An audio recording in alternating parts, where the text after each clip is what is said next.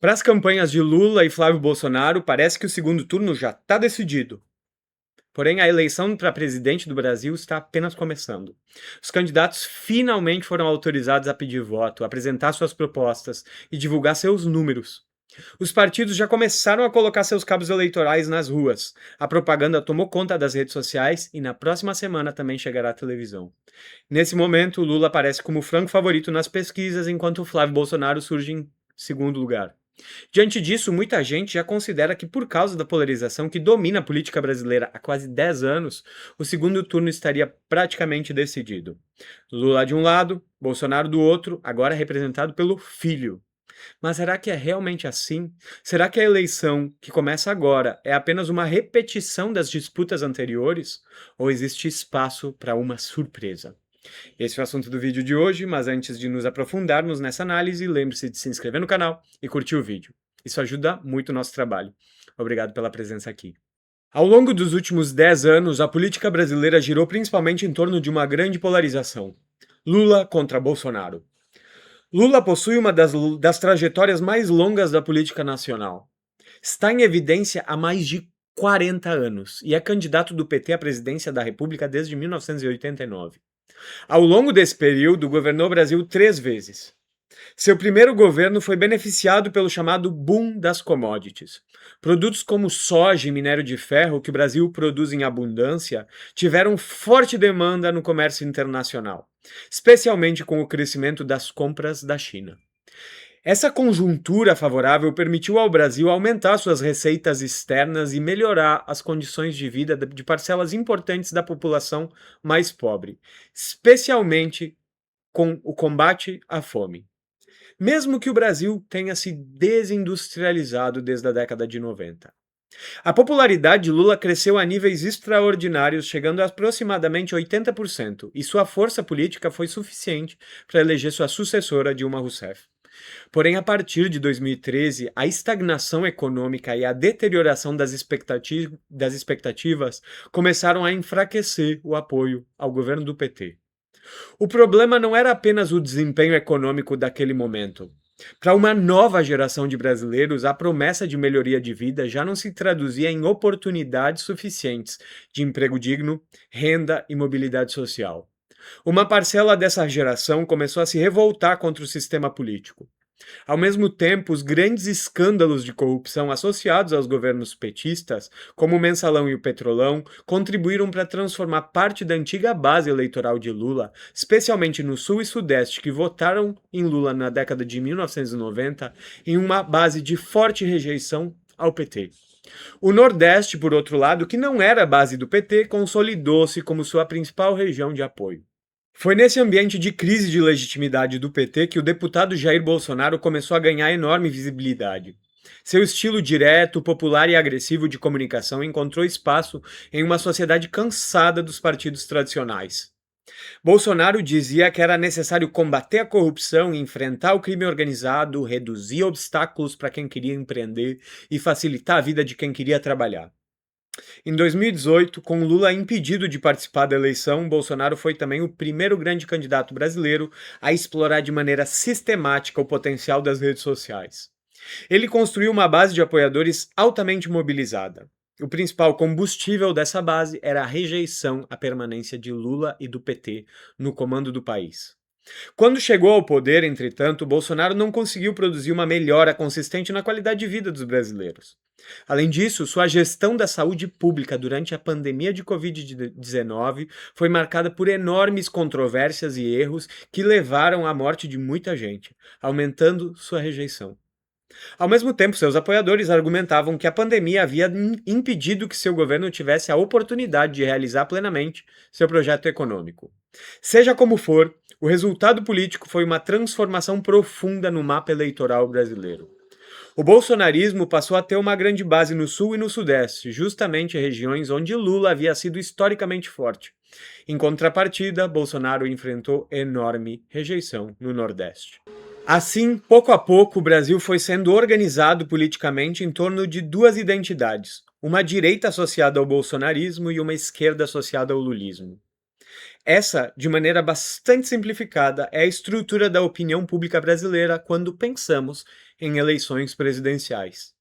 Em 2022, Lula voltou à presidência e, desde então, governa um país profundamente dividido. Aproximadamente metade da população avalia seu governo positivamente, enquanto uma outra metade faz uma avaliação negativa. Agora, com Jair Bolsonaro fora da disputa e sem condições de fazer campanha pessoalmente, seu filho Flávio Bolsonaro foi escolhido como representante do campo bolsonarista contra a tentativa de reeleição de Lula. À primeira vista, as pesquisas parecem apontar para uma repetição da polarização nesse ano. Mas é exatamente aqui que precisamos tomar cuidado.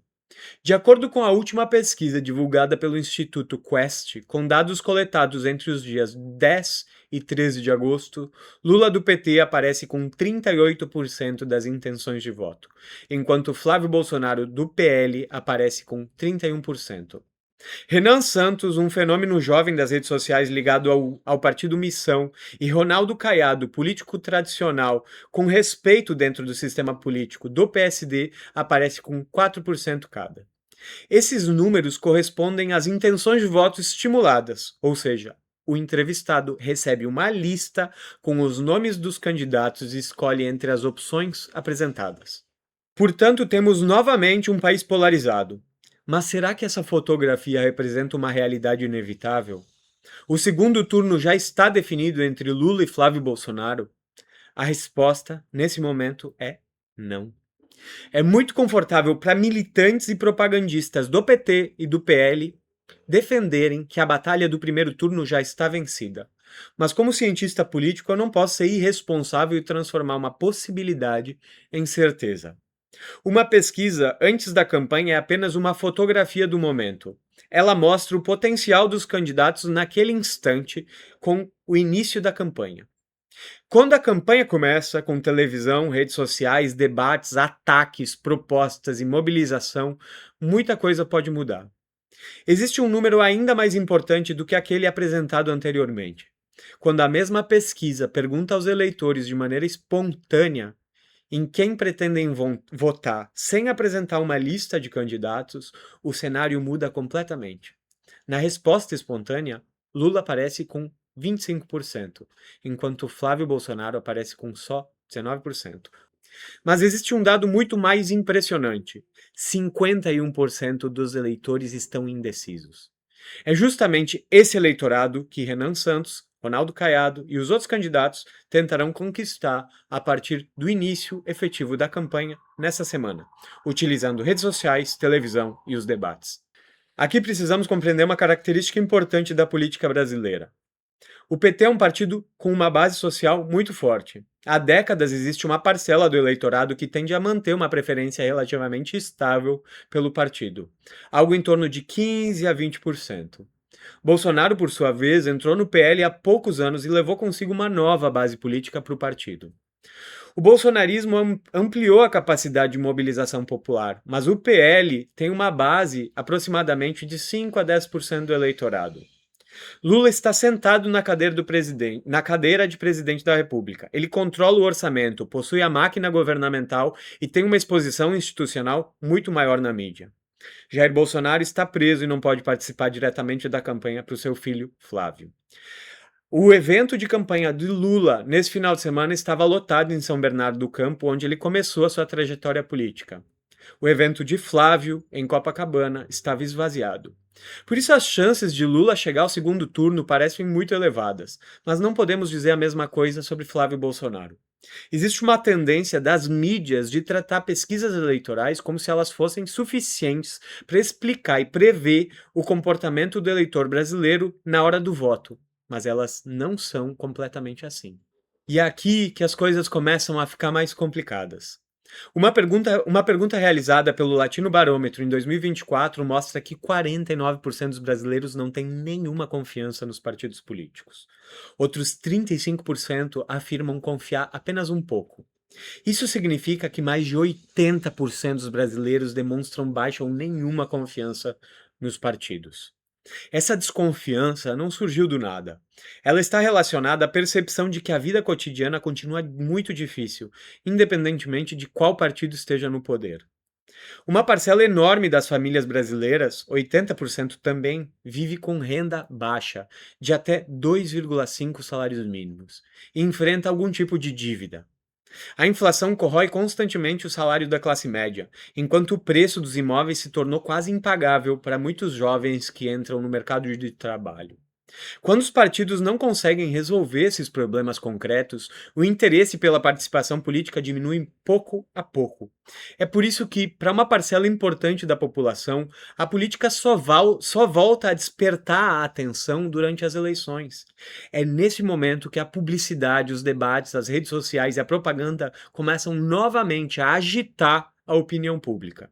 E é justamente nesse período que o desconhecimento e a rejeição dos candidatos podem começar a mudar a situação. A própria pesquisa Quest da semana passada perguntou aos entrevistados se eles conhecem os candidatos e se votariam neles. Lula e Flávio Bolsonaro são conhecidos por praticamente toda a população brasileira, e os dois carregam uma enorme rejeição. Segundo os dados apresentados na pesquisa, 52% dos entrevistados afirmam que não votariam em Lula, enquanto 54% dizem que não votariam em Flávio Bolsonaro. Ou seja, mais de metade da população rejeita cada um dos candidatos. Mais de 40% do eleitorado ainda não conhece Ronaldo Caiado. E no caso de Renan Santos, esse desconhecimento chega a 65%. Ao mesmo tempo, suas rejeições também são menores. 21% para Renan Santos, 34% para Ronaldo Caiado. Isso significa que os próximos 45 dias podem ser decisivos para mudar completamente a percepção pública sobre os candidatos. O que veremos será uma enorme mobilização dos instrumentos de publicidade e propaganda para apresentar esses nomes ao eleitorado. O objetivo não será apenas conquistar quem já pretende votar neles, será principalmente entrar na cabeça daqueles milhões de brasileiros que ainda não sabem em quem votar. Por isso, olhando para os dados disponíveis, a eleição está aberta enquanto falamos ainda da disputa no primeiro turno. A força histórica de Lula e do PT torna difícil imaginar que sua militância e a máquina do governo não sejam suficientes para levá-lo ao segundo turno. Mas Flávio Bolsonaro está em situação diferente. Ele precisa carregar sozinho uma marca política construída principalmente por seu pai. Lula já sinalizou que não pretende participar de determinados debates porque, politicamente, isso pode não lhe interessar.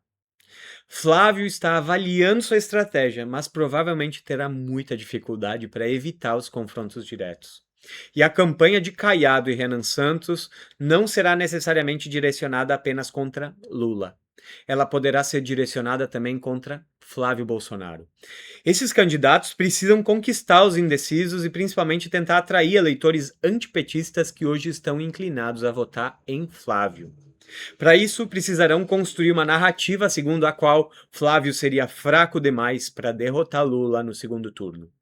Nesse processo, sua campanha certamente será alvo de ataques relacionados às controvérsias que envolvem seu entorno político e suas relações com personagens e assessores questionados publicamente.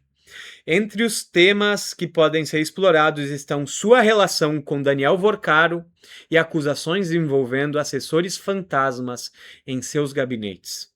Do ponto de vista de Lula, um segundo turno contra Flávio Bolsonaro provavelmente seria mais previsível, porque reproduziria a polarização que domina a política brasileira há anos e que deu vitória a Lula em 2022. Mas não podemos transformar isso em certeza.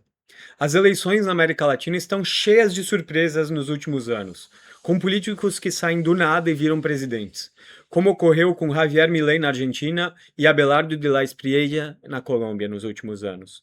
Os dados não mentem, mas também não preveem o futuro. Independentemente de quem vencer, o próximo presidente encontrará um país em uma situação muito difícil. E não estou falando apenas do Brasil. Existem guerras em andamento, crises energéticas, consequências econômicas acumuladas do fechamento do Estreito de Hormuz e riscos de uma nova crise financeira envolvendo a inteligência artificial na Bolsa de Nova York. Qualquer pessoa que assumir a presidência da República encontrará uma missão extremamente difícil.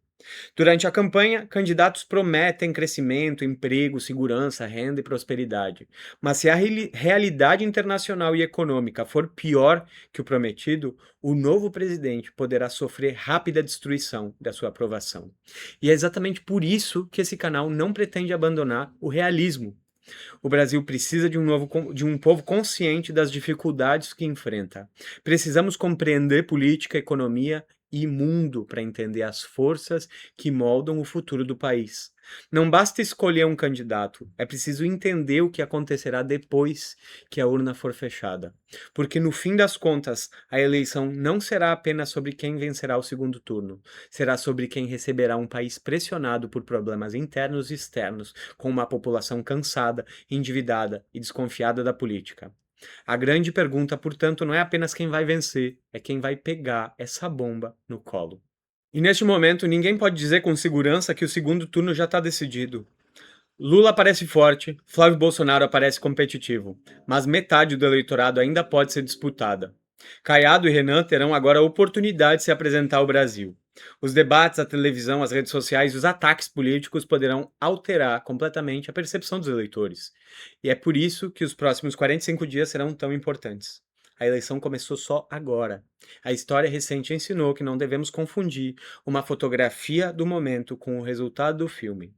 E nosso canal vai continuar analisando todo esse cenário sem rabo preso. Se quiser ajudar a gente a crescer, vou deixar o QR Code do Pix aqui do lado. Então agora eu quero saber a sua opinião. Quem você acha que chegará ao segundo turno? Lula e Flávio Bolsonaro, ou você acredita que Caiado e Renan ainda podem surpreender? Escreva aí nos comentários, quero saber o que você está pensando. Se você gostou desse vídeo, lembre-se de deixar o like, se inscrever no canal e compartilhar o conteúdo com outras pessoas. Obrigado pela presença aqui e até a próxima.